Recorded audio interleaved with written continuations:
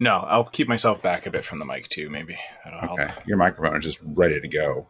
Yeah. Apparently, it's hot. It's a hot mic. Look, there's only room for so many hot mics in here. Well.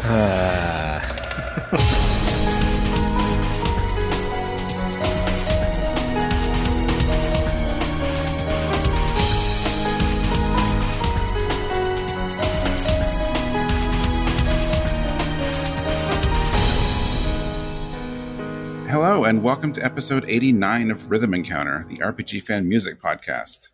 I'm your host, Mike Salvato, and today we're talking about Super Nintendo RPG music, or SNES, or SNES, whatever you prefer, I guess. I think a few of us have different ways of saying it today. So joining me today on this podcast is Hillary Andriff. Hello. Mike Solosi. Okay, Ska. And Greg Domage. Guten Tag. If that's what we're going with. Yeah, why not? Why not? So... Wait. I gotta revise and say, buenos dias. Okay, all right. There we go. International podcast. I was just saying the okay Jessica thing that they say when you name your characters in EarthBound. But yeah, sure. Bonsoir. I forgot they did that. Oh my gosh. That's a teaser for later. I recognize it, but I just had that moment of uncertainty. I figured Hillary would be the one to pick it up. Oh yeah, of course. Yeah, but I wasn't 100% sure, so I'm not sure it counts. Yeah, close enough. Yeah, well, thanks everyone for being here. A pleasure. Thanks for inviting me. Yeah, I'm excited about today's topic. There's basically an ocean's worth, or whatever other large descriptor you want, of music from the 16-bit era to draw from. It's not all a Nintendo side of the console wars of the day, but there is a lot of it. We didn't want to go with too many. I'm going to say this up front because I feel like some people would look at the track list and wonder, why is this not here? But we didn't want to go with a lot of expected choices, in part because we have featured literally dozens of songs from some games you would expect, like Chrono Trigger and Final Fantasy VI over the years. There's no Chrono Trigger or Final Fantasy in this episode, which is maybe remarkable if you think of it as just a best of the SNES RPG music, but with 88 previous episodes of Rhythm Encounter, a lot of that's already been covered. Yeah. Exactly. And I thought it was interesting because, even though that was my preference, and I know I was trying to avoid certain games like that, I didn't have a say in any of your guys' choices. So I'm really happy that we have this really interesting, diverse lineup that everyone came up with. So I think at least half of these songs were not things I expected to bring on, including one of my own.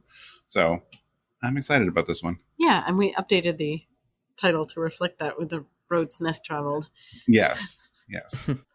I had to go along with that pronunciation of SNES for that to work because I like the title too much. It works. And yeah, it's like I was thinking of some Chrono Trigger stuff. I mean, part of it was like I don't want to go into it, but once I started looking at the list of what we've played, there's a big chunk of Chrono Trigger that was like, okay, we can probably do without, and there's some other great things out there. But it is hard to not imagine best of SNES music or really great SNES music and not think of everything Squaresoft, because that was their golden era at that point, right? We are technically not square free in this episode, but there is no Final Fantasy or Chrono Trigger. Yeah. And I have to admit, I do find the title a little irresistible, especially since many, many years ago, I attended an institution called Robert Frost Middle School. So, perfect. So, the road SNES traveled. Love it. Yeah, it's perfect. All right. Well, then we should probably start our journey down this road with, I couldn't help but starting the episode with maybe the most surprising track today, which is yours, Hillary. Yes. What is our first song? So, who knows all about Journeys? The Lord of the Rings cast. So, we're kicking off this journey with the title theme from the SNES Lord of the Rings Volume 1 game. Hillary? Yes? Are we taking the Hobbits to Isengard? We are taking the Hobbits to Isengard. We're taking the Hobbits to Isengard. At least those of them that make it past the horrible enemies in this game. I was going to say, did they ever get to that part because there's no Volume 2? Nope. Because you probably should talk about this as just Volume 1. Yeah, they did a very presumptive thing by naming the game Volume 1 and then never releasing Volumes 2 or 3. And if you're unsure of why they did that, like YouTube a video of this game and you'll see You'll very understand. clearly why. Oh, Yeah. yeah. Yes. So There was a lot of absent-minded design decisions. yes, but the song is really good. So we're gonna go listen to it. I also find it funny that the cover boasts that it's like the first multiplayer RPG, but like it's real time, so maybe that's the distinction, because I'm pretty sure Secret of Mana came first. It was 93, and I think this was 94. So I'm like, but does Secret of Mana not technically count as real time because there's a sequence to jump into the battle first? Or I don't because know. you have the rings, the elemental ring. Who knows? Oh, right, yeah. Yeah, I don't know. Anyways, I thought that was kind of funny. That was their big selling point. Yeah. And well, I mean, MMOs and games like Neverwinter Nights were even before Secret of Mana, but it's a dubious claim from a dubious game. Right. That's right.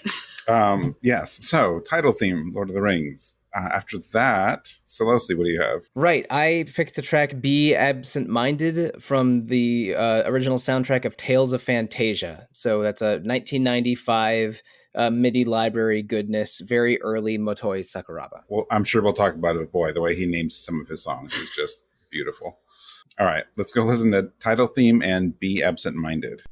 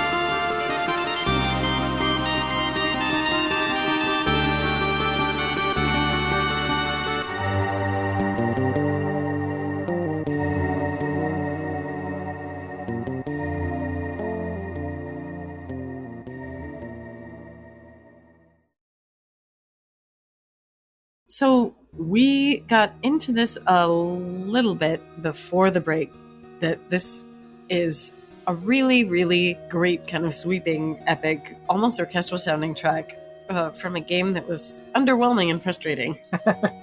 Diplomatic. Yes, that really was. Trying to be. Yeah. Yes, that's diplomatic, but this is a game that's probably more entertaining to read about than to play, let's just Yes. say. Yeah. I can confirm that. I do remember trying it, and it was a disaster. I mean, Pippin got eaten by wolves. I could not get Sam to leave the Shire forever, and that's just wrong. Like, you can't have Lord of the Rings without Sam. Well, also, Pippin got eaten by wolves, and the game has permadeath. Yes. So, No Pippin. Really early on. It was fairly awful. But this title theme always stuck with me, so when I was thinking about maybe lesser known music from this time period, this came up. And I also think it's a good example of some of the more interesting things you could kind of do once you got to the Super Nintendo in terms of just like different instruments and kind of like that pseudo stereo sound. This track does a little bit of that. You've got something that sounds fluty, clarinetty, some things that sound kind of stringish. But it's also just a good track to kind of get in the mindset of going on a journey. It's with the fidelity of it, especially like with that like penny whistle when it's usually like, or whatever that is, and when it's on its own, it sounds very like 80s warbly VHS track kind of thing. Yep. So it feels of a certain time, which is funny. Like I can just picture this to like a scanline full intro of the Lord of the Rings Adventure TV series or something. Right? Yeah, my thought was the Rankin Bass Lord of the Rings movies. Yeah, Oh, absolutely. Gosh. Yeah. I have the Hobbit one, but I've never seen the Lord of the Ring one. But I love the Hobbit one to death. Actually, I feel like one of us quoted one of the songs on one of these episodes. Now that I vaguely remember, I can't remember who it was. It might have been you, Hillary, but I can't remember. Anyway, but yeah, you're right. Because there's harpsichord in this. There's bassoon. There's that flute that is definitely the star of the show. But it does give like this really neat sense of mystery and builds into the adventure, because it doesn't start right away. Like it's got this really mysterious vibe at the beginning with the harpsichord that I kind of liked. I had forgotten because I haven't seen this game played in forever. I think a friend of mine rented it way back when, and we're just like, how do we do this? So I don't much remember the music, so this was a nice reminder. And it's it's just got that mystery before the orchestra finally kind of starts supporting the flute, but then like you get this cool Celtic reel thing that's like, you're gonna go on this awesome adventure that you never actually get to go on, because that's what but it is a really fun piece. It promises a lot. Yeah, exactly. Who composed on this one again? that's something interesting, yeah. Yeah, so I know you wanted to talk about this. there it is. I'll say it's Charles Deenen, who has gone on to do some interesting things. Yes. Well, did you have more you want to say? Because Go I ahead. forgot to bring the page up. Go ahead. Go ahead. I didn't bring the page up. Yeah. So I was looking this up because I didn't know who recorded it or composed it, recorded. It started where we were kind of like, did he compose anything else? And we were like trying to look and see the history. Yeah. So like we're going to put a link in the show notes because he does have an IMDb page. And this was the last game he composed, although he also worked on things like Claymates and another Lord of the Rings game and Lost the Lost Vikings. Yep. But since then, like from the early 90s up until like now, like he's still active. He's more of a sound designer and other audio related things in games, like ranging from Waterworld to the Casper video game, and then several Baldur's Gate, Need for Speed, like big titles. Had no idea. And Well, the Waterworld is low-key really good. Yeah, no, Yeah. the Waterworld Super Nintendo game has remarkably good music. It's so not good. It's not a good game, but it's one of those is this low key a banger? Like it's shockingly good for being a bad video game. So it that's a definitely is. very interesting track record for the Mr. Deenen. I was gonna Right. say, yeah, because like clay fight was, you say Claymates or Clay Fighters? Claymates, right? Claymates. Yeah, I it was have okay. no idea what Claymates is. You can play it on your SNES Online subscription service on the Switch. Is it Oh, on really? this? It is. Oh, wow. For better or for Wow. worse, that game's there. Because we had to play that one apparently. So that one's there, and I tried it a bit, and it's a game. It's all right. It's a platformer. But oh shit, what was the other one you said that what? Lost Vikings. It was a good game. Right. Yeah, As I recall. that's early Blizzard before they became a 3-series studio for about 15 years. Right.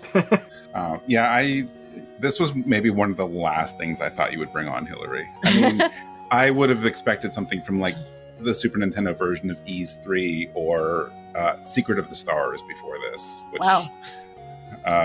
Well, I mean, like there are things that like I still remember, like in the back of my mind, like this. I forget this game ever even existed. For good reason, probably. Yeah. It's one of those things though, like I want to listen to more. Like we listened to a few tracks, but like this title theme, it's one of those ones that like Waterworld, like we talked about before, and it's surprisingly, it's better than it has any right to be, I think. Better than this game deserves. Yeah. Well, it's funny for the listeners' benefit. You did say in our chat too, but by the way, one of Hillary's picks is not a joke. For context with how unbelievable it is. Well, it's interesting too, because like now, I mean, this is obviously composed way before the live action movies, but you know, now if you hear anything Lord of the Rings or like musically, you're just going to expect something like Howard Shore. Yep.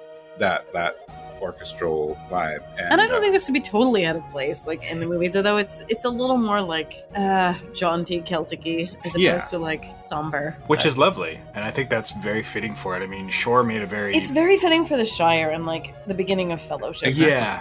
This has the vibe of a peaceful village, but I think in general what does fit a soundscape of Lord of the Rings, and I say a soundscape because this is this obviously predates the Peter Jackson movies, but they but it comes after those Rankin Bass animated ones. But I mean, you all went over this before, but I love the sound library of the whistle and the harpsichord and the I guess strings instruments. It's a beautiful sounding track. It fits as a opening menu screen or as a village theme, but I had never heard of this game. I was not aware there was a Lord of the Rings game for the SNES. So when Hillary posted it that it was going to be one of her tracks, I looked it up, and this game is just it looks just awful. Like Yes. It's unclear when and how you're supposed to do anything. Yep. If one of your 6 main characters dies, they're dead permanently, and you have to try again with another character. And it's just, I am perfectly happy to listen to this track and talk about it, especially since it's just legit good and interesting. But I'm never gonna play this thing. That's sorry. fair. No, It seems like it was Goodbye. ahead of its time, trying to do some cool stuff, but just didn't quite work with the technology or whatever. I don't know. What were you doing, Interplay? Get your crap together. Interestingly, it was on PC first, if I'm not mistaken. Yeah, I think it was like And was it better? on the Amiga or something. I don't know. So like, I'm curious if it's really the same game, and this is just like a, you know, a dumbed down version. But I mean, there was no Volume 2 on PC either, so I'm thinking maybe it was just not good on any level. You're likely not wrong. If this one makes the Nintendo Switch SNES Online, then I will be completely flabbergasted. Yep. I mean, with some of the Cancel things, subscription. some of the things that appear on there, like who knows? It's true. But I actually think I picked it partially because I had that like really amusing but frustrating experience with this game briefly. Like, imagine being a 'Cause kid you've trying to played play it. this. Yes. Yeah, you've actually played it. Not like us just watching it on YouTube. So I think maybe that's why it stuck in my head like a little bit more. Yeah, I can't remember if I tried it when my friend did too, but it was just one of those like hangouts where he rented and we kind of watched him and we tried to figure it out together. But like, I don't know if we ever actually got to a point where we could even do like the multiplayer part. I just remember him getting Gollum, and Gollum was really creepy looking. Wow, that's impressive. Yeah, I don't think I got that far. Wasn't there a way it could happen early on? I couldn't remember. I don't know. Again, that game was wackadoo. You could go like wherever out of context. It's like a weird MMO Lord of the Rings game before Open way world? before its time. I don't know, are we trying to work out speedrunning strategies for this thing? Right. And you guarantee you somewhere out there speed runs this game. It's not going to be me. Oh, yeah. At any rate. So, Tales of Phantasia. Yes, technically not a Super Nintendo game because this was a Super Famicom game that never had an official release worldwide. But it's the first game in the venerable Tales of series. Maybe I have Tales on the brain because I spent a lot of July playing Tales of Exilia for the PS3.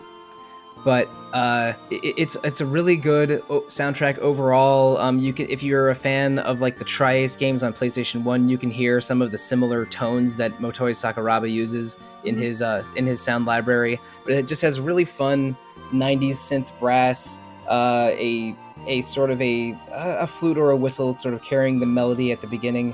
And I remember twice early in the game, you find a destroyed or ruined or abandoned village, and this song plays. So I think it's the reason it's called Be Absent-Minded is because like tragedy has struck, but you need to put it to the side and move on because you need to go on with your quest and you're under threat like that. I think that's why it's called Be Absent-Minded. Otherwise, it's a little weird to decode why the hell they went with that name. But yeah, it's a sad, ruined village song, and I just think it's really beautiful. And Tales of Phantasia does a lot of interesting things ahead of its time on the Super Nintendo. There's a theme with vocals at the opening of Tales of Phantasia, but the sound samples for the voices aren't great, so I don't think it's aged as well as some of the other music. But yeah, Tales of Phantasia, great game, a bit grindy, great soundtrack, and regretfully, this is not my first exposure to Motoi Sakuraba because he also did the Beyond the Beyond soundtrack, and oh boy! But the less we talk about that, the better. This was a pick I was definitely excited about because it does have that like nice wistful sound that Sakuraba hits sometimes. That's just really nice to listen to, and you can really kind of hear some of the same like conventions compositionally that he uses in like Valkyrie Profile, for example. Like that slow opening that's really pretty and wistful, and then suddenly there's brass. And then I love the part where it fades to just kind of like a little pulse, and the low brass takes the melody. That was really cool. Yeah, it's like a solo sax, which it's like the whole thing is just 4 low and turned up to 11. So like yeah, having that solo whistle, that solo sax, all really makes sense to just gut wrench listeners. And yeah, I didn't know the context for it. Like, I've played a bit of Tales of Phantasia, and I really enjoy it, and I want to go back to it, because I thought the combat system was really unique compared to a lot of other RPGs on the system at the time. But I did not have context for the song, so knowing that it plays in a lot of desolated villages and stuff like that. At least 2. It's been a while, so I don't remember how many times it plays, but it is deliberately a oh no, this poor village sad song plays kind of music. Yeah, exactly. Like it seems like it feels like loss, like someone has left or is leaving, and then because at first I was like, oh, it feels like, you know, lovers partying or something, but then as soon as you get near the end of the loop, there's that choral bit that nails down people are dead. Okay. Like whenever there's choral voice, whatever, it's just those angelic voices taking people to heaven, whatever is the reason behind it. It's you know, people have died, so that fits absolutely, and I think Sakuraba nailed it. This is a random little thing, but the flute sound in this, there's like a little bit in there where it sounds almost exactly like the sound they use for the flute in Illusion of Gaia. Like it hits the exact same tone. Oh, really? That just made me happy. One of your other almost choices for today. Yes. Oh no! I also have to say I like the electric bass in this game. Like Sakuraba uses such a weird combination of instruments, but for like every kind of wind instrument and then this sort of very thumpy electric bass. I like it. It's not really a contrast. It's just a slightly unusual sound that I enjoy a lot. A little bit like the bass in a lot of Chrono Trigger tracks. Yeah. Yeah. I can see it. Well, I'm glad that my impression of what the song was and where it was used was sort of right on. The emotion involved in the instrumentation there. I definitely pictured it being like a sad scene, but I feel like it could also be used like not only like sad scenes like you talked about with the at least 2 destroyed villages. Like I'm worried how many villages get destroyed in this game now. But also like parts of it, like some of it sounds a little more hopeful. Like maybe it's like characters encouraging each other, like, hey, we're gonna get through this kind of thing, which I imagine maybe is also part of it. But I thought that was interesting. It's not just like a straight through sad song, but it has some hope in it too. That's the part where you have to be absent-minded and forget the horrible things. Exactly. I guess. Exactly. Should we have an episode where we just pick Sakuraba music, but only songs with really, really strange titles? Because he has a lot of them, and then try to decode what they mean. I would do that. If we want to just do a whole episode of ridiculous Japanese RPGs with weird English titles, I mean, just going through Falcom's catalog, I could do a whole episode just from the Tokyo Xanadu soundtrack, I think. Okay, Yes. All right. It sounds like I'm joking, but I actually think that would be entertaining, so maybe we will. Tokyo Xanadu it. Well, I'm done. I mean, I at least thought I was going to get some like classic crickets on that one. I got literal crickets. Oh no, a throat clear. No, it's fine. It's fine. I don't know where to go with that. So we're going to Well, no, I was looking at. I mean, I only vaguely remember the song names in Tokyo Xanadu being ridiculous. So I was looking up the soundtrack, and yeah, my memory is accurate. We have Sensual Predicament. Nice. And oh dear. Moistened Feel. My Blaze, My Truth. Let's see. One more to cap it off. As long as this doesn't take place in a high school, I'm happy. Make Desperate Efforts, and I'm sorry, Greg, it almost entirely takes place in a high school. Damn it. Make Desperate Efforts foul. is just like a homework montage, right? I actually think or Make just your Desperate- life in high school. I think Make Desperate Efforts is one of the last dungeon themes because that's actually one of the better songs. I have my issues with that game, but it's a really good Falcom soundtrack with ridiculous names. To its Central titles. Predicament. We're studying for our physical education anatomy test. So it's that sort of central predicament. Nothing else weird. We're going to stick to that homework, the homework vibe. This sensual predicament is giving me a moistened feel. No, that's exactly what I didn't want you to have. Yeah, we can so cut mad that at out. you. We can No, cut that's that okay. out. That's okay. Nope, I I'm just like it, but I hate at this you. point. At this point, I just want to see how Hillary can translate that discussion to this other game about a bunch of children. I don't think that's a good segue. No, Sure No, wasn't. You're not being set up for success here. that's all right. So now we're entering our kid-friendly portion Excellent. I of like it. the podcast because we're going to EarthBound and Onett, which was my choice. Okay. Is it Own It or One It? I have had that discussion before, Yeah. and diplomatically, Onett, Onett, or Tucson versus Tucson are both are all acceptable. It's I think Tucson versus Tucson might be whether you're from Maryland or Arizona for you. Right, okay. right, yep. See, I've always Is it said on Titus it. or On it. Titus? On it. On it. On it. Well, we're I always thought it was discussing- On It until I caught the convention. Then I was like, oh, but Yeah. One It sounds kind of fun. But, The Right. first 4 major towns in the game all have 1, 2, 3, and 4 in the title, so it's Onett. Yeah. That was how I always felt. Oh yeah. Okay. Maybe you go up. One it. Onett.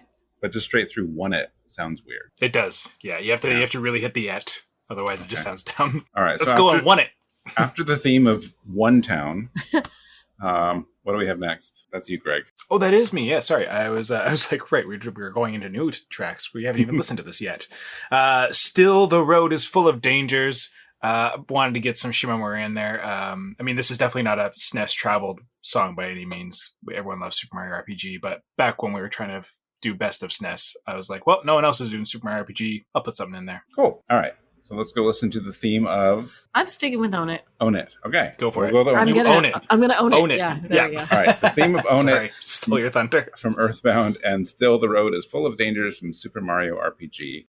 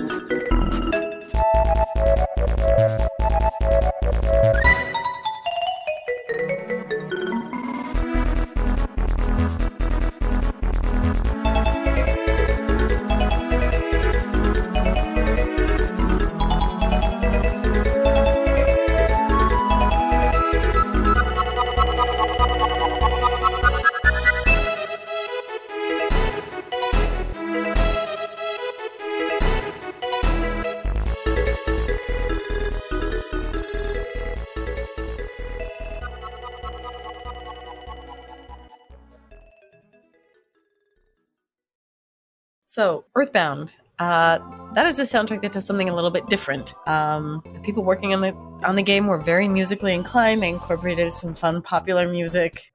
So I really wanted to bring something from that game on this episode. And this is just a good choice because it's a familiar theme. Like most of the people who played the game, I think, remember at least snippets of this song. It's close to where you start out.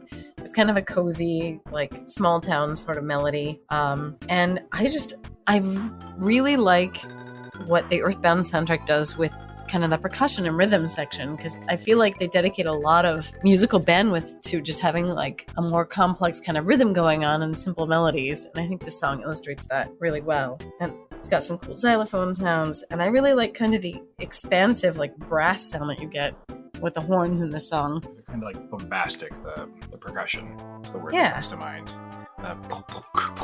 Whatever kind of whatever noises, but it's Yeah. but it sets the tone for the game for sure. Sorry about that.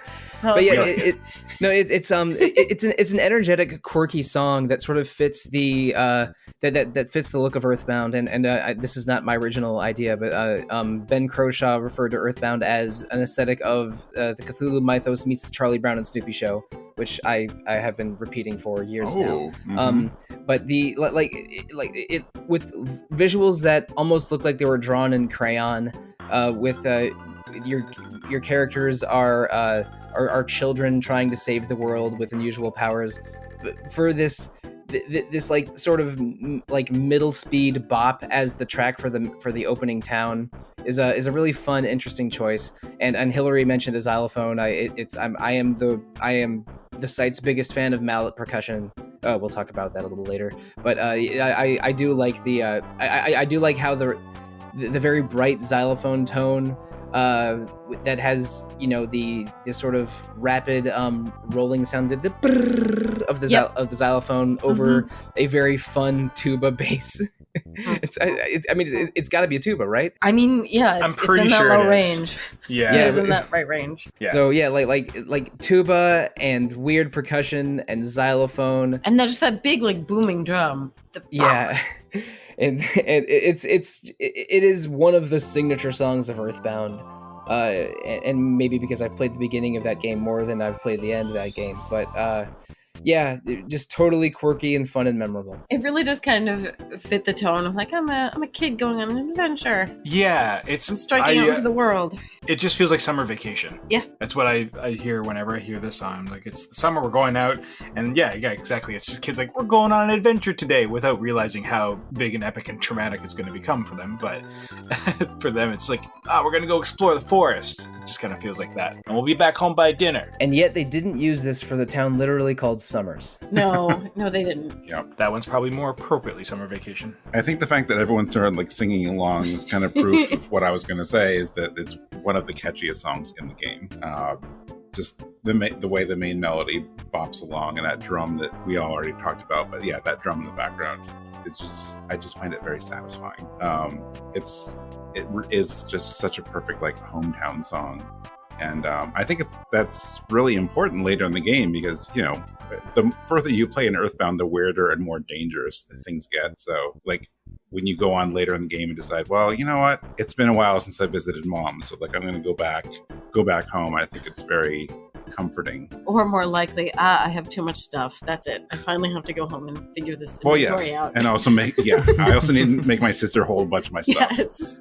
But so it's helpful, but also grounding and comforting. So I think it helps me like really believe that Ness would get homesick, honestly, for this place. Yeah. So now it's time to eat some garlic and go to bed.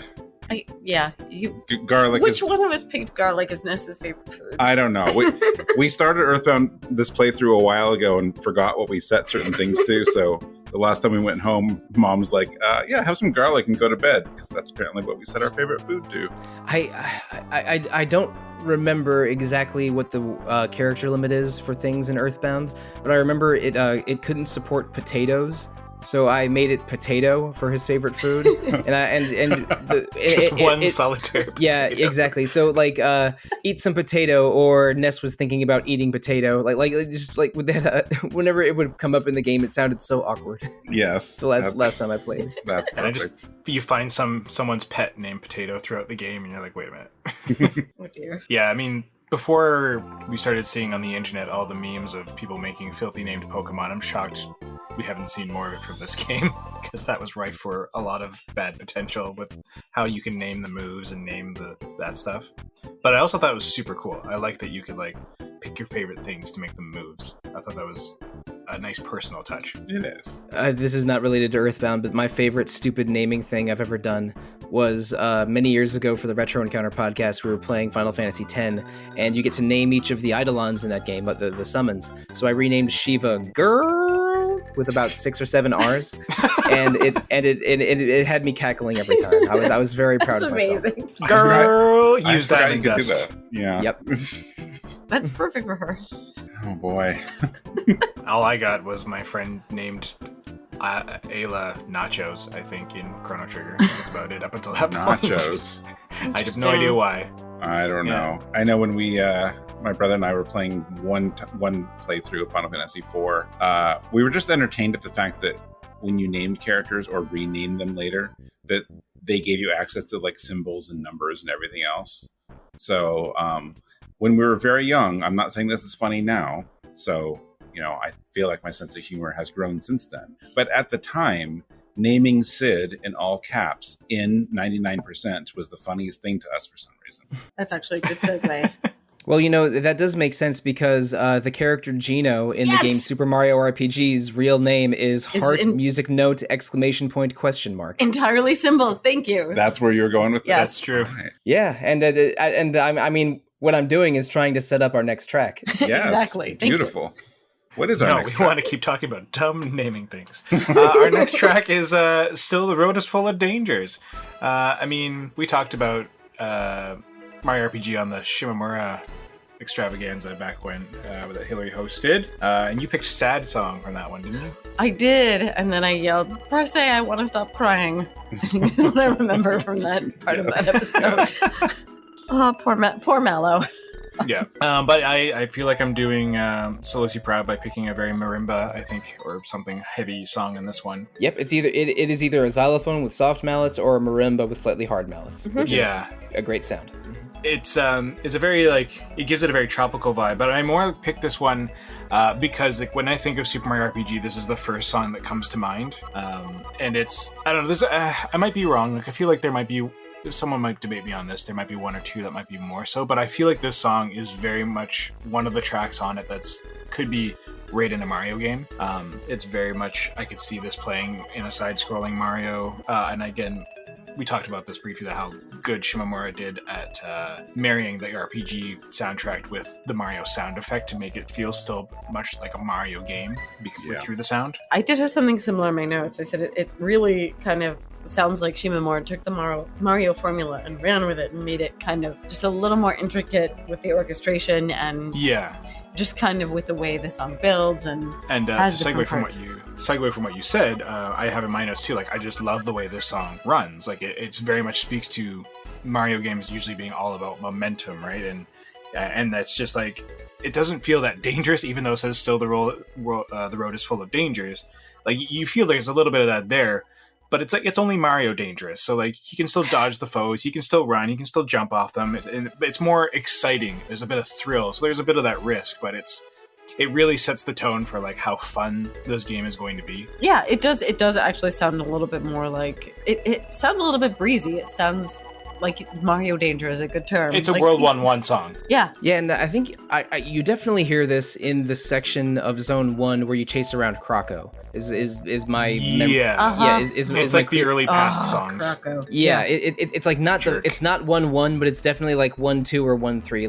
Like you hear it throughout the game. It's one of the we're running through this field, getting to our destination kind of songs. It has some forward momentum to it, but it has some very quirky mallet percussion, which I think probably is marimba, and it has this like a very, you said breezy flute that chases along, and the bass is like this almost like a boing boing boing boing kind of wacky sound. So it's a little bit like the Onett theme, where it's quirky, it gives you a sense of place, but it's pleasant and non-threatening, even though you are being threatened by, I don't know, Goombas and turtles and what have you, or giant crocodiles with top hats and bombs. Yep.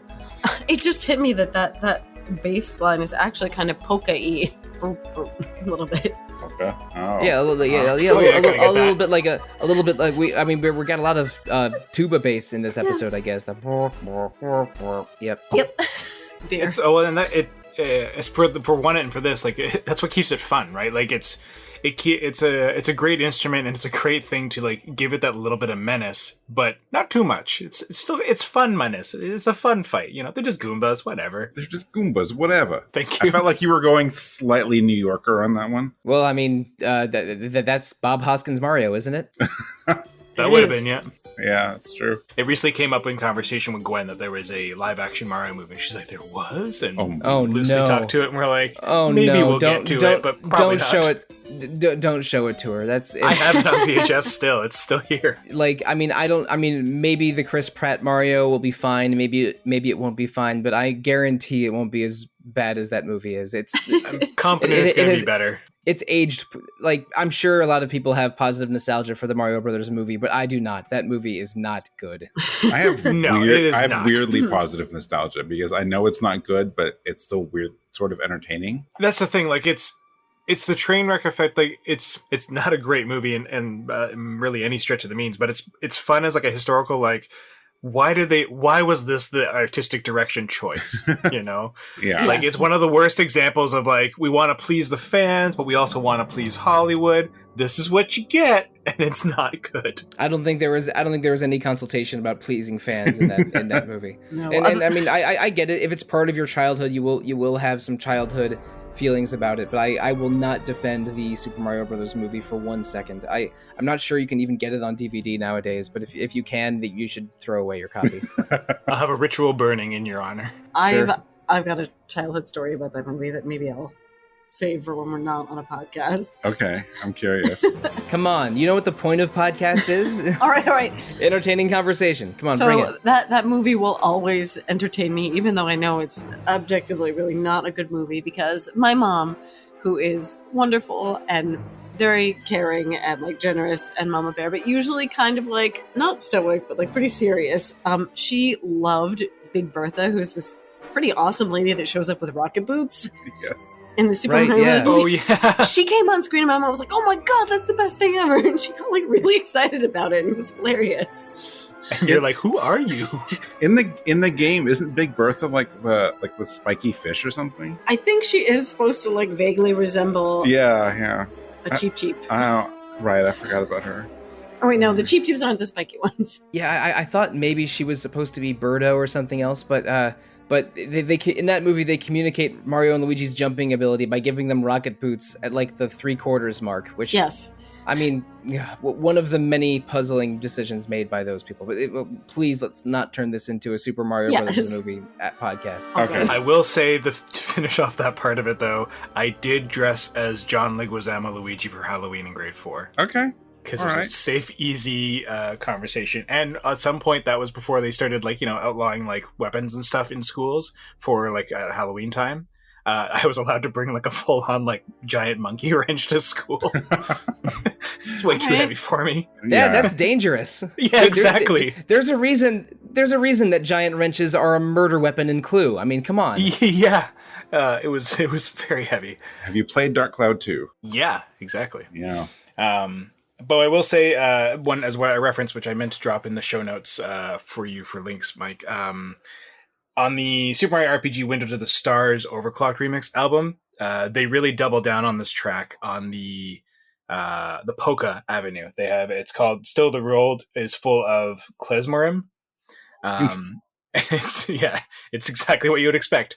They just basically outright turn this track into a polka, and it's great, listeners. So if you want to hear a fun alternative take on this, check out that album. The whole album's great, but it's a really fun version. Yeah, we'll put that link in the notes. And actually, something from my Lord of the Rings track, there's an overclocked album called The Unsung Heroes that has a beautiful, beautiful, beautiful version of the Shire music Oh, yeah. from the Lord of the Rings game. So I'll put a link to that as well. Okay. We got like several links already for this show. Well, I think we've talked this one to death. I only had a few things, but I did want to at least note on the fact that I feel like Shimomura really channeled some of the energy from this soundtrack period, like this song too. Like I can hear some of this stuff in some of her Kingdom Hearts work too. Okay, yeah. Just that I get what really you're like saying. that jaunty feeling. The magic.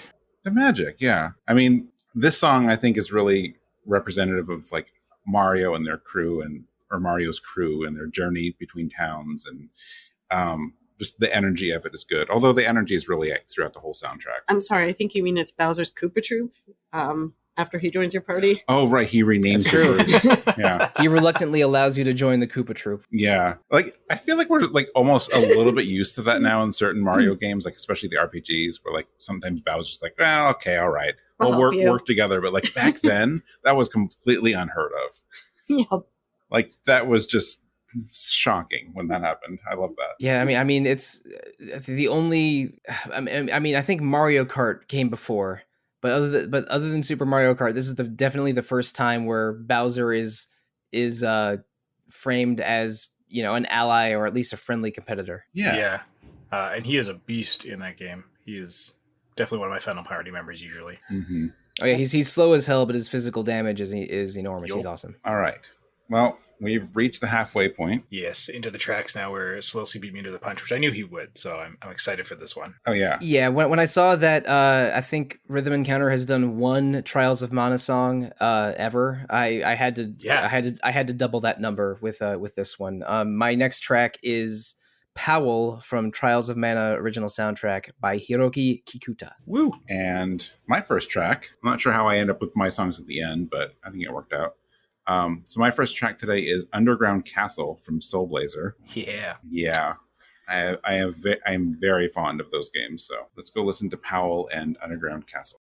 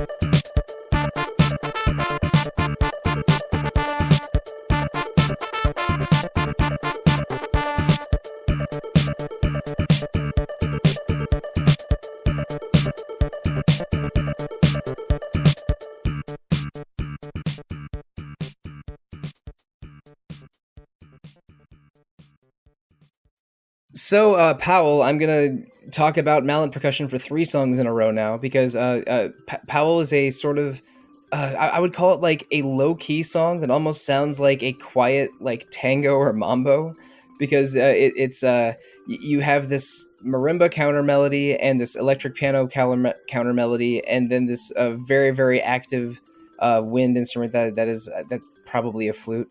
But I just love this song because it almost feels like that you're sort of dancing through the woods while you're playing it, because I think it plays at night.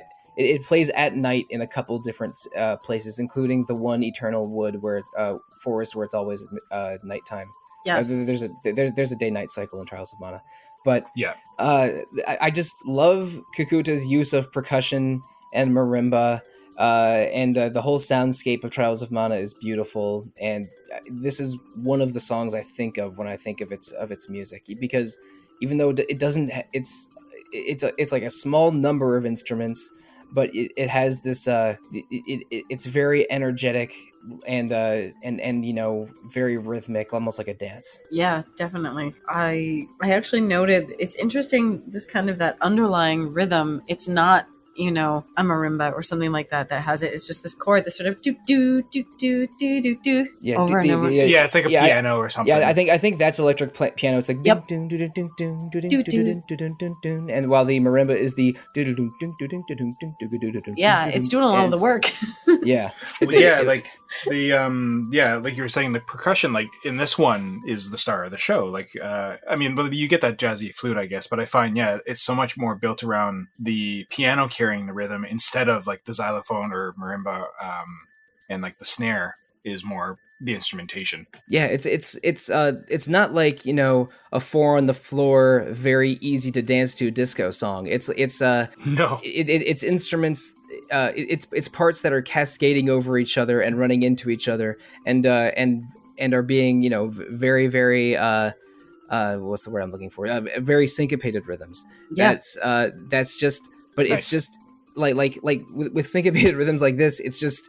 It's exciting and fun, and I remember playing this game for the first time. I think when you go through one of the early areas at night when you're escaping Port City Jad. Right? Yep. Yeah. When you're leaving Jad and it's at night, you get this. It's just this like, oh man, I'm sneaking out of here, but it's like but this percussion and this marimba is carrying me, and again it shows up a couple places in the game, but. Yeah, I'm a big fan. I remember it most in like the day-night cycle, the forest where you're trying to find the elves, but I can't not hear the song, and I was coming back to it, I was like, I feel like it plays around Jab because all I can hear is sleeping rabbites. Uh-huh. Yeah. Because you just get their little yeah. Yep. So this song has that in my brain, even though it's not part of the instrumentation. Yeah, I don't. It's not in the elf. I don't know if it's in the elf forest, but it's definitely in the werewolf forest. Well, it's in that. Oh, yeah, maybe you're right. Maybe it isn't that. Yeah. But I also remember those little. Where did they have like the bee ladies? Because I remember them doing trying to cast their spells. And that sound comes in the songs there as well. Like I feel like it plays in all the forests, but maybe I'm wrong. Except for the dryad one. I don't remember. Anyway, the bee ladies are in the dryad elf forest, and not the Luna werewolf forest. Okay, but it's one of them. It is. Yeah, it's around, and there's a lot of good music in Trails of Mana. Yeah. Why is it called Powell? I don't know. I don't have a good. I don't have a good answer for you. Yeah. I've always wondered that. This was a good choice to show off a lot of like Kikuta's trademarks.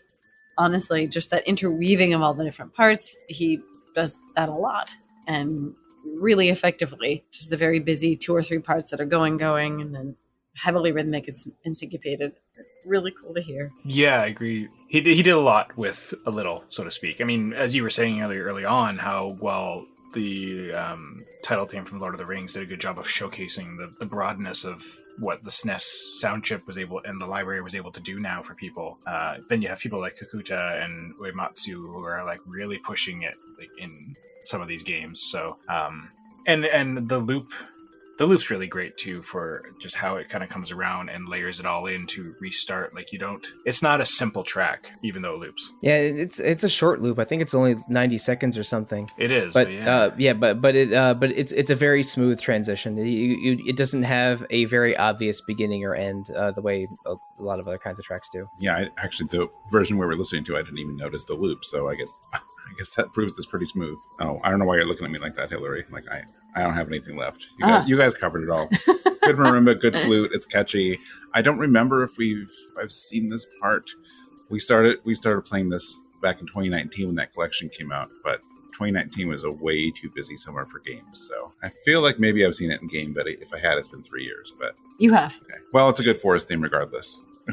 Yeah, one other thing, if we're moving on, I wanted to add to it. I do think there's a reason it also all plays in the forest. Like it was clearly composed for that, if in my mind, because like, the woodiness of the xylophone or marimba really makes it feel like you're in the trees, the woods. But then like, I always feel like that snare, the little like light jazzy snare kind of thing, it sounds like you're pushing through leaves. It sounds like leaves being hit on branches and stuff to me. It's just I always picture woods as soon as I hear this song. Yeah, I can see it or hear it. And I think at this point in the show, it's a good time to mention that the Super Nintendo is actually very interesting, just capacity-wise, because it was one of the first consoles to have just kind of like its own sound processing system with its own separate memory and things like that. So it did have a little bit more capacity to kind of do these different parts and do kind of like a faux stereo sort of sound, which we've heard in some of these songs. And so, I think our picks so far really actually demonstrate kind of the range of music that was possible with those advances. And I know this is a bit of trivia that you all probably know already, but do you know who was the key designer of the Super Nintendo sound processor chip? Oh, No. Ken Kutaragi, the creator of the PlayStation. Oh, Nice. Okay. Yeah, that is good trivia. But and that makes sense. He was with Sony for something like 15 to 20 years, but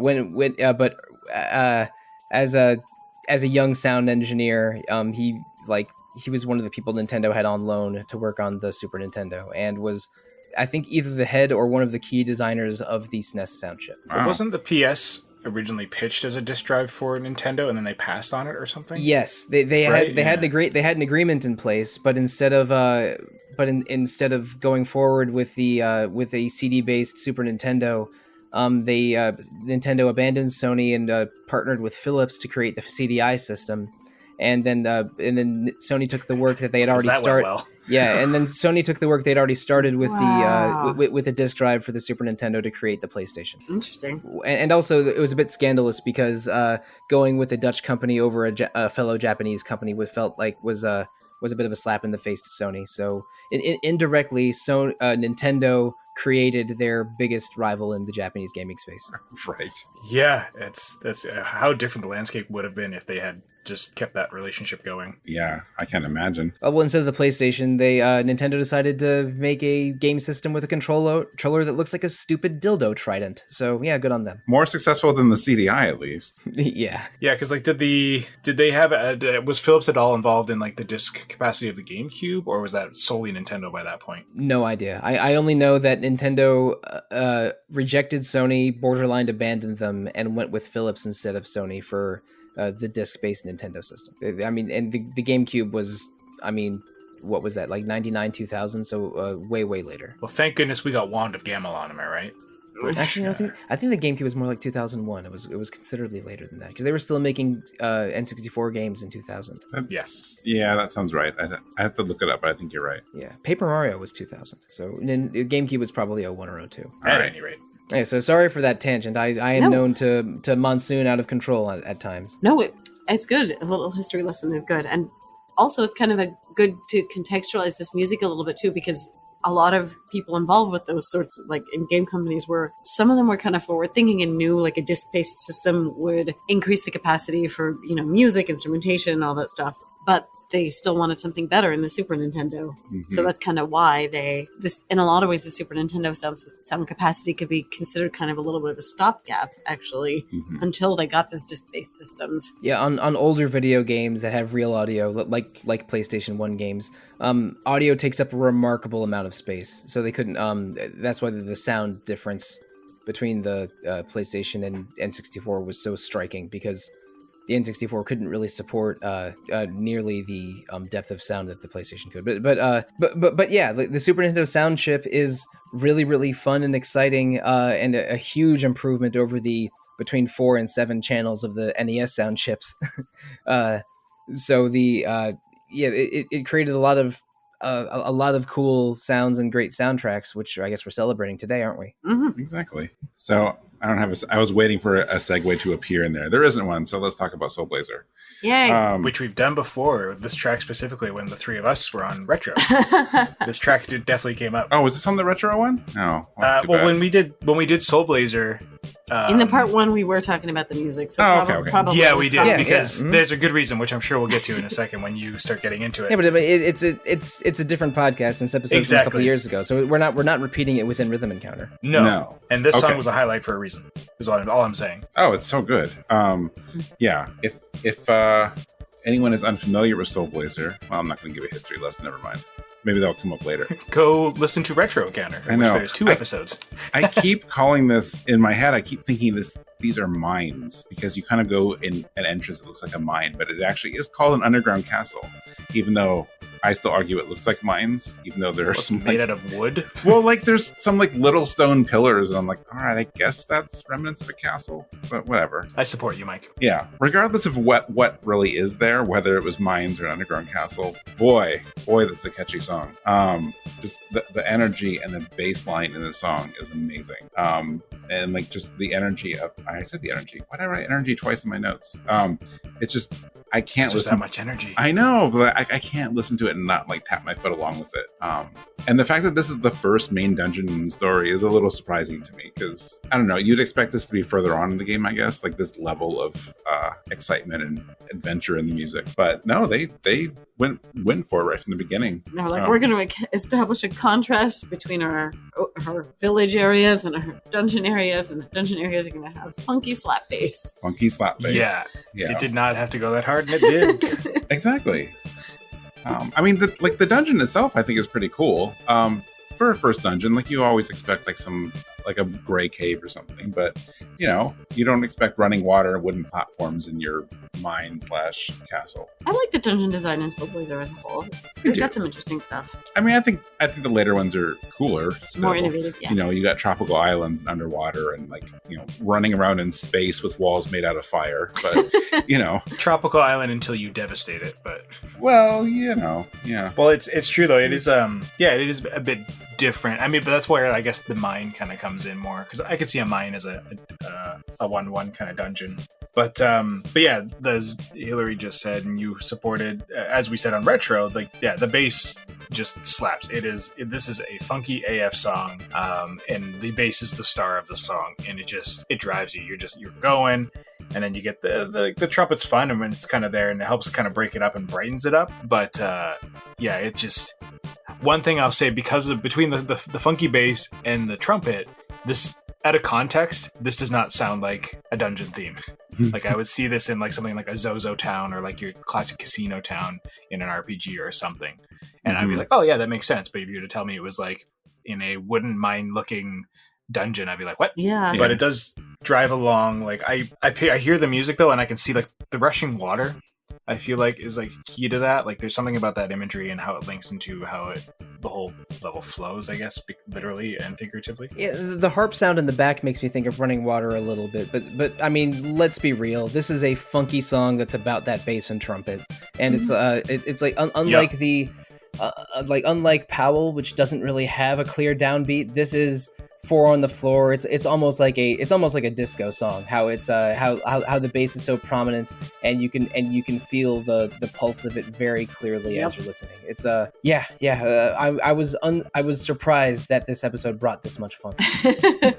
Well, I was actually surprised. Hillary and I replayed this. Was it just last year? I think it was 2020. Whatever. Somewhere in the last year or two, and we both know Soul Blazer and its 2 sort of sequels really well, but playing through it again, and we both got into this dungeon, and we're like, wait a minute. we both forgot how good this first song was, or dungeon was.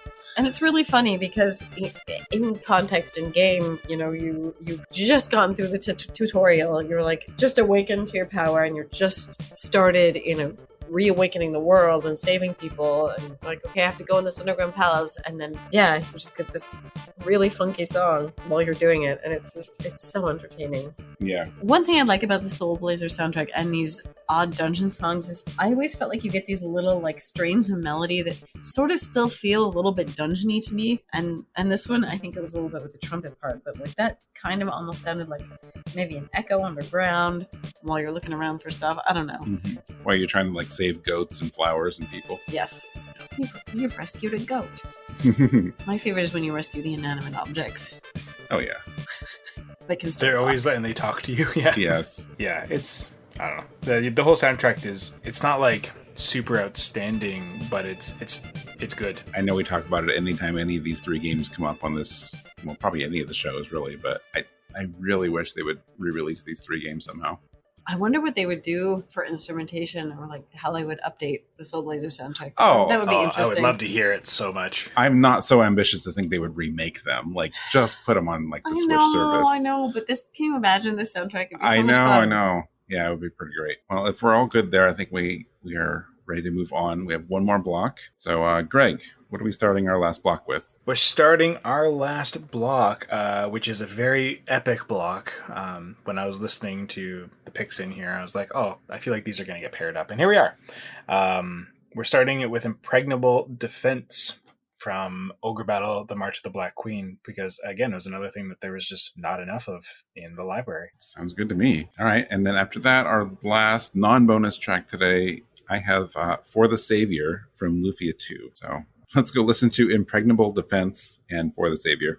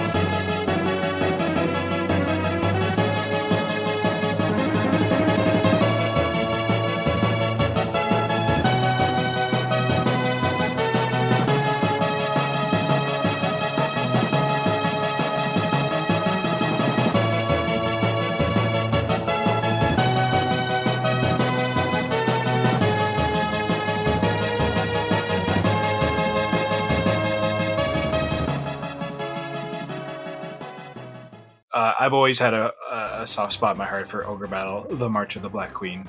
And ever since my best friend Pat rented it and we played a bunch of it on the SNES back when, trying to find ridiculous units and because their naming, the naming system in that game is just so random when you recruit things. We were always desperately trying to find a character named Greg, a character named Pat, a character named Eric for our friend group and try and get them all together in a party. And we never, I don't know, I've yet to actually beat this game because I get so far in it and I fall off and get into other things and whatnot. But as I was saying at the beginning of the show, I've gone back to it and I've been progressing really far and unlocking things I've never done before. And it's super fun. But there's not a ton of music in the game, even though it has a great team behind it. Like the names that were brought on board, I'm blanking on. I mean, well, this track specifically, which I picked, Impregnable Defense, was by Iwata. And then we had, did Sakuraba do stuff on this as well, right? I thought it was Sakamoto. Sakimoto, sorry. Oh, yeah. That sounds right. Yeah, we had Sakimoto and Matsuo, who are, but I mean, Sakimoto I think is probably the most prolific since. But I've seen Iwata's name and stuff too. But all that being said, it's got some great tracks on it. I actually distinctly remember this being one of the few games I went into like the sound player thing or whatever and just would like listen to stuff on. Back in the days of emulation. And Impregnable Defense is easily one of my favorite songs. It's driven, it's grand, it's really interesting because it's a very like romantic idea of what war music is. I feel in terms of like how it was constructed, because it's menacing and it has these like driving snare drums and these little like string hits, and this trumpet is just going like, it's very brass military, but it feels very much and fittingly for who you fight in that map. It's like wind blowing over the battlefield and your forces are arrayed against each other, like leaders on the hills. Right. It's very much like the honorable battle kind of thing. Yeah. But that's the whole tone of this game, which is awesome. I love how that's reflected in its music. Yeah, exactly. I mean, most of the songs are really good, and again, they're all shortish loops, so you can't get sick of them. But this one is definitely one of my favorites, and it's poignant too because it plays for the first time in the slums of Zenobia. And Zenobia, for context for people who haven't played the game or whatever, is like the fallen kingdom that this empire has taken over, and you're part of like essentially a Zenobian rebellion fighting back against them. So getting to the slums of Zenobia is like, I think it's the third or fourth map available to you, is a big deal, and you're fighting one of the four divas who are like these like grand generals, and it's Debonair of the Wind. So again, this song is very fitting for this like debonair ideal of like an honorable warrior, because he's one of the few enemies that you face that is honorable still, has a bit of good in him kind of thing, which comes into play later in the game. And it's great. And after you get through that menace and you get to that bridge at around like the 30 odd seconds in, like it's rallying, it's hope, it's the rebellion kind of, you can do this kind of thing, and it's just, I don't know, I love this song. It's great. And it's one that they saw fit to use multiple times and use again in Let Us Cling Together. I haven't played Let Us Cling Together, but is it how different is it? I haven't actually listened to the soundtrack. So I actually think it's kind of a similar situation. I mean, I only briefly read about it, but I think it comes up with when you fight a character that you could possibly recruit, depending on how things go. So you have to make choices. Right. Yeah. Well, I was looking up the song earlier because Hillary was like, I think this is a map theme. I'm like, I don't know. I think it's a battle theme because, of course, I know better. And I looked it up and found this thread, and it's like, oh yeah, look, it's this battle, and you fight this battle hardened war maiden who's 19. And then I noticed that I was reading a thread on Let Us Cling Together, and where it is used as a battle theme, and then in this game, yes, it's a map theme. So, but it's a very good map theme. It is, and you hear a lot of it. Yeah, it really captures that sound of like a marching army and like getting ready for a battle, and it has a good like sense of scale to it for a map. Yeah, and it's the whole thing with all of the tracks on the soundtrack, I think, do a good job of capturing that idea of like scale, where you're looking down at a battle map, moving your figures with that. I don't even know what those things are called, the little sticks with the little lines, and you're pushing them on the map. You know what I mean? Oh yeah, yeah. There you're moving. What are those peons called? Around.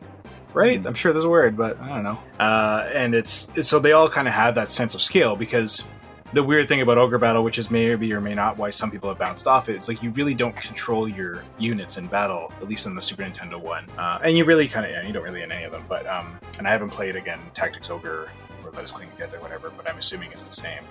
Whereas you have something like Final Fantasy Tactics, where like you control each of your units. Whereas this, you just kind of designate all your military units to go out, and then they kind of fight as best as they're able. And RNG is an asshole. Yeah, all right, I'm gonna pump the brakes there a little bit. Tactics Ogre is like Final Fantasy Tactics. You control individual. Thank you. Okay. Yeah, you control individual units, and it's sometimes even referred to as Final Fantasy Tactics 0 because of how many similarities it has. Although it does have the character choices and branching story paths that Ogre Battle does. But you're right, Ogre Battle and Ogre Battle 64 are real-time strategy. You sort of direct parties around and manipulate units in menus, but the battles themselves are auto-fought. While in Tactics Ogre, Let Us Cling Together, and Tactics Ogre, Knight of Lotus are more like FF Tactics with individual unit control. So yeah, sorry about that. Thanks. I have played Tactics Ogre, but not Ogre Battle, so I'm the opposite of Greg in this scenario. And in March of the Black Queen, you get the possibility of having really ridiculously named, monster units. Yes. My favorite, I think one of my favorite characters to date, I had a fighter named Pizza. Because why? Wait, like the game just That's pretty you good. name them that, or the game just gives you No, the game random generated names? it. The game generates names. You don't get to name anybody except your hero. All right, that's beautiful. Yeah. Disgaea also has ridiculous random enemy names, but True. I think they picked it up from Ogre Battle and Tactics Ogre. Really? That's funny. Yeah. Yeah, I don't know what the localization team was doing. I'm not sure if it's the same in Japan, if they still have the same ridiculous breadth of things to draw upon. But yeah, like Hillary is saying, I mean, the monster names, like the monster units tend to be a bit more like Grecian or whatever. Like they don't seem to be as weird. But then every once in a while you get like, I have a ghost named Sam. Like, okay, Yes, thanks, bud. that Come was on my out. favorite. Stuff like that. Yeah, you get some. It's just really funny next to these like epic hero names, and then you've got like Ted, the paladin. You're like, all right. Yeah, that kind of stuff, like especially in like older games, I'm always curious about. Like now, I want to go look it up. Like how, like in the Who made that Japanese, call? but you don't know. Like in the Japanese version, Oh, was true. it like a really common Japanese name? They're like, okay, well, we're still going to use a common but name that will make sense to English speakers. Fair. Or like, because then that's a logical like localization choice. But like, Yeah. otherwise, who knows where Pizza or Sam came from? I thought that if Yeah, someone just exactly. went, "Hey, remember Tim the Enchanter from Monty Python and the Holy Grail?" Yeah. Yes. Mostly my goal in a lot of my saves early on was to find a character a fighter named Greg, and then make him go through the character progression of manipulating an alignment and charisma, so that way he can turn into a doll mage. Nice. Yeah, that was generally the goal. So it was, I don't know, it's a fun, ridiculous game when it comes to that aspect of it. But like, it's the branching, the character decisions and stuff like that, and how like your reputation and all that sort of plays into it all. It's just such a neat game, and the music does a great job of like wrapping you into this sweeping story of rebellion. And then another fun random note, sort of music related, but not at all, because none of the music in the game. There's also a lot of references to Queen songs in the titles of the maps and the worlds and stuff like Yes. that. So that is also a really funny thing to come up. I mean, Ogre Battle itself is a song by Queen, so I'm wondering if just right from there, the game creators are like, let's run with it. So you have like the Seas of Rye, based on like the 7 Seas of Rye. I can't remember some others at the moment, but I know there's a few random hints in there, Nice. which I always thought was really funny. And then when I was listening to your track, Mike, once I got to mine, I was like, oh yeah, these will fit together real nice. Yeah, I thought so. I'm happy with the lineup we had today. I mean, the EarthBound and Super Mario RPG were like two of the easiest ones to pair together. But so mine, I took a bit of a risk bringing this on because I don't like bringing on music from games that I've never played if I can help it. And I especially don't like doing it in front of Solosi, because Solosi does like to remind me of some very, very big games that I should be playing and have not yet. Well, most of them start with P and end in Ursona 4. So, yeah. Yeah, especially that one. Lufia, both Lufia games are also on that list. You can skip Lufia 1. Lufia 2 is the good one. Yep. Yeah, but I know the stories tie together, so I'm curious at least. Yeah, I mean, Lufia 1 begins with with the final battle of Lufia 2. So Lufia 2 is a prequel, but it's a very good standalone story on its own. I totally recommend Lufia 2 as one of the best Super Nintendo games. And it also has a very large European fan base because Europe, several countries in Europe did get a release of Lufia 2 when they didn't get any Square games released for the Super Nintendo. Okay. Like the first Final Fantasy in Europe was 7. But Lufia has a big fan base worldwide because it had a wide release and it's just awesome on its own. Yeah, sorry for that. No, that's aside. okay. That's okay. So like I'm not like completely oblivious to it. It was actually like both games, especially 2, were like big games. My brother loves them, so my little brother would play them a lot. So I know a little bit of them through osmosis, so I've seen them here and there. I've just never played them personally, which was also my experience with EarthBound until a couple years ago. So that's why I know some of these songs, like this one in particular. I know he's always talked about this song, so I've heard it enough times myself, and I know it's just, I don't know if it's the last battle, but it's at least one of them. It's like it's major event towards the end, right? I mean, it sounds like it. Yeah. So whether or not even though I haven't played it and I don't have that like direct emotional connection to it, I love how like intense and dramatic it is. I don't recognize this song, but I would not be surprised if it's either a final dungeon or late game boss track, because I haven't played Lufia 2 in several years. I wasn't on our podcast episodes about it. Yeah, no, I just think as far as like, big, epic, sweeping, whether it's a boss or battle, it's at least like a song that gets you like pumped up, do something and be heroic. I think it's one of my favorites on the Super Nintendo. So even though I can't talk about the usage in game that much, I knew I wandered on here. So there you go. Well, it's definitely, epic final battle-y sounding. And I had a hard time kind of trying to place some of the instrumentation a bit in some spots. Like I think it's a string section that's the star, but that also could very easily be like a digital piano. But it feels like strings would make more sense, and like little staccato kind of strings or piano, whatever, like those little hits just kind of raise the tension and kind of elevate how dangerous it is, but then you get that whole bridge that kind of motivates you to keep fighting and still makes it optimistic. So like it's not all imposing. Yeah, and I mean there's like constant kind of urgent, I think you could call them 16th notes that they don't let up the entire time, so it's very like driving. And then between the bass drum and like the running snares, that's where I thought it fit really nicely with Ogre Battle. Like these are both this is very classic Hero's Journey RPG kind of sounding track to like round out a game on. This is kind of what you expect from epic fantasy, it feels like. That when it's more of like a structured kind of military hero kind of view. I agree with Greg. Both of these tracks, the Ogre Battle one and the Lufia 2 one, are heavy, dramatic tracks that scream fateful encounter or like near the end of the journey, which which we come to expect from JRPGs a little bit. Like we all know the tropes and the arc of JRPGs, so we expect ending songs or final battle songs with a lot of bombast and maybe a little bit of darkness. But both of these fit that really well. Like you can tell these are high drama end of game songs, but they fit it really well, and I think they both are.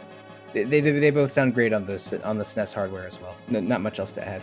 Yeah, I mean, I think they're examples of songs that kind of fill that particular role well. Yeah. All right, we made it. We made it past those dramatic, fateful encounters. Yes. Sensual encounters. Oh Dear. no. No, that's for a future episode. And don't think I don't want to do that episode now. That's our After Dark podcast. Yeah, sensual encounter. Oh no. Oh jeez. Yeah, maybe we have to make it R though, so it can be a risque encounter or risky encounter. Okay, all right. That's fair. Romantic encounter. All right. Well, this was fun. I'm glad we got to talk about all this stuff today.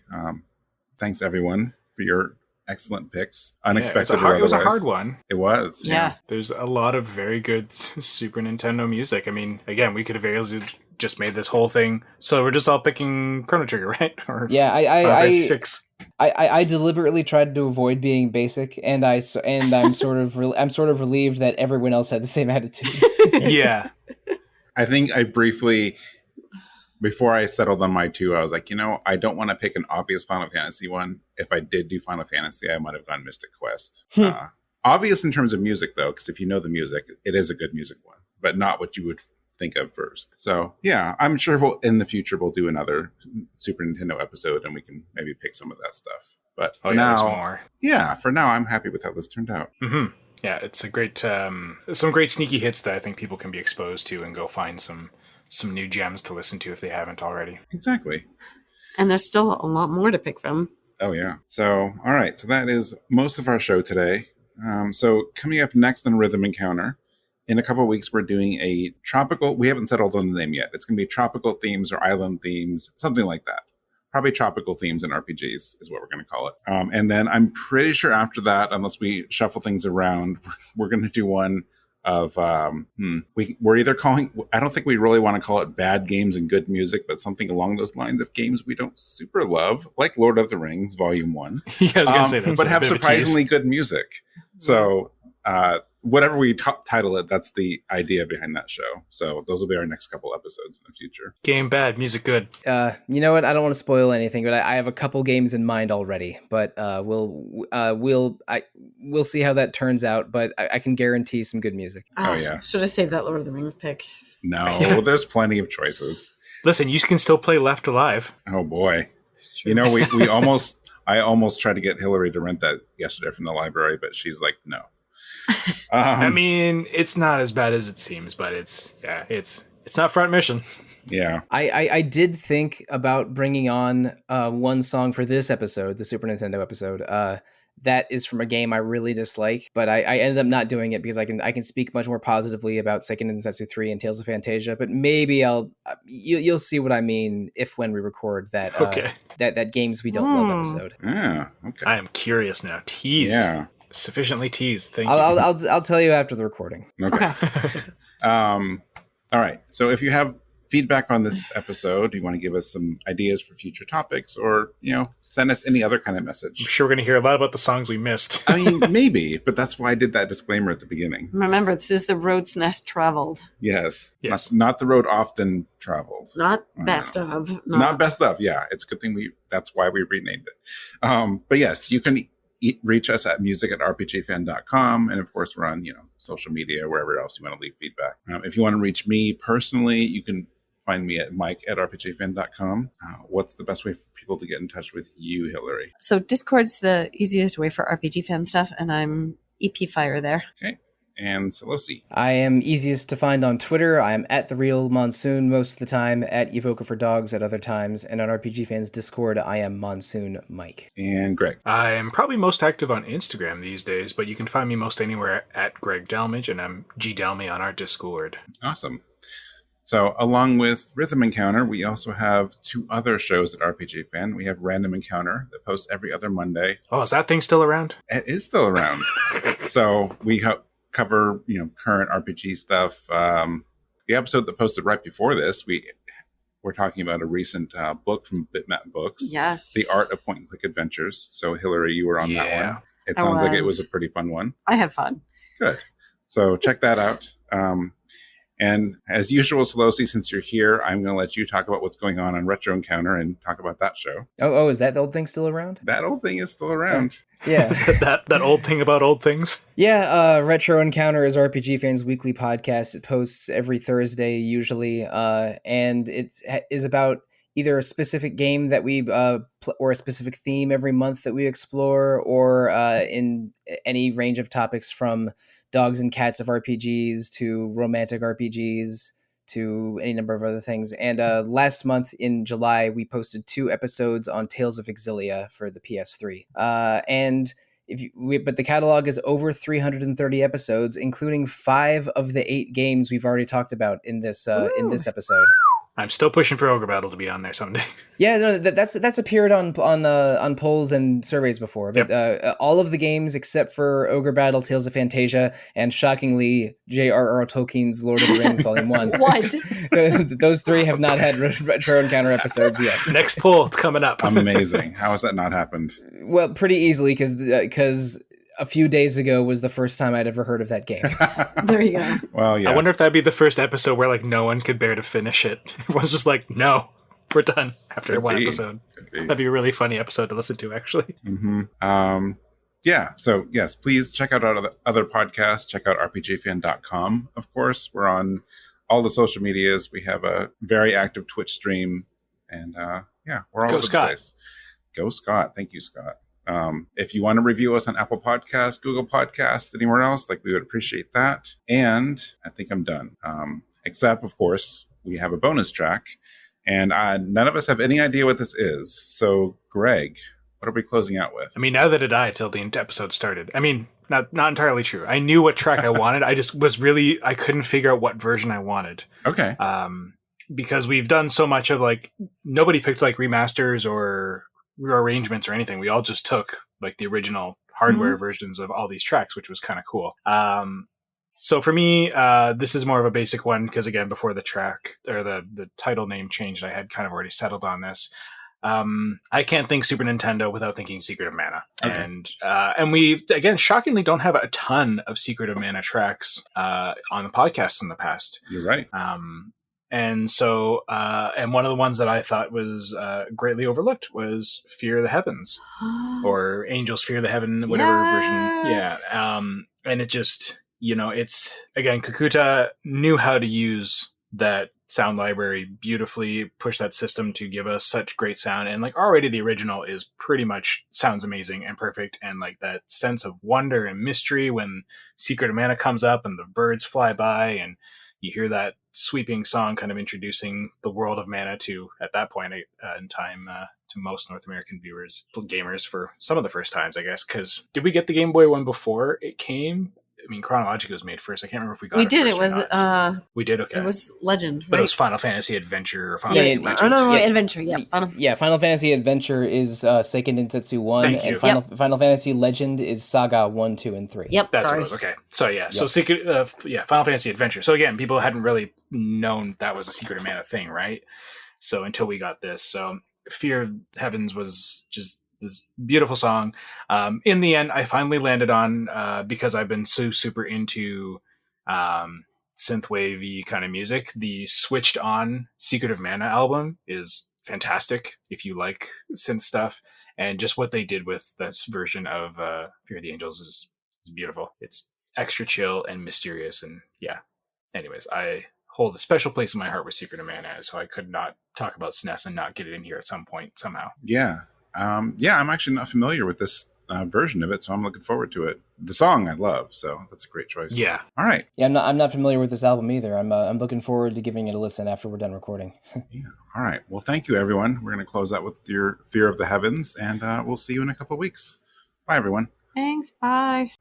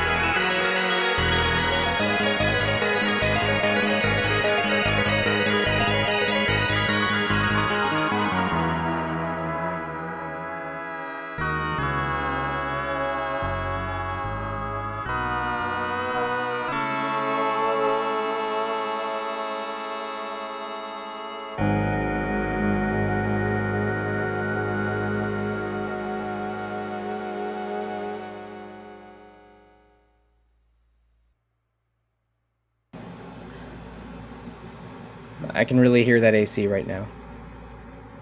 Sorry. Oh, really? Yep. Why all of a sudden? Don't know. It just suddenly it sounded Really like it prominent. was blasting. Yeah. Wow. Well, that's weird. Now it's not so. Yeah. Okay. And then now I can't hear it really. Okay. Just very, very, very faintly, maybe. Yeah. Weird.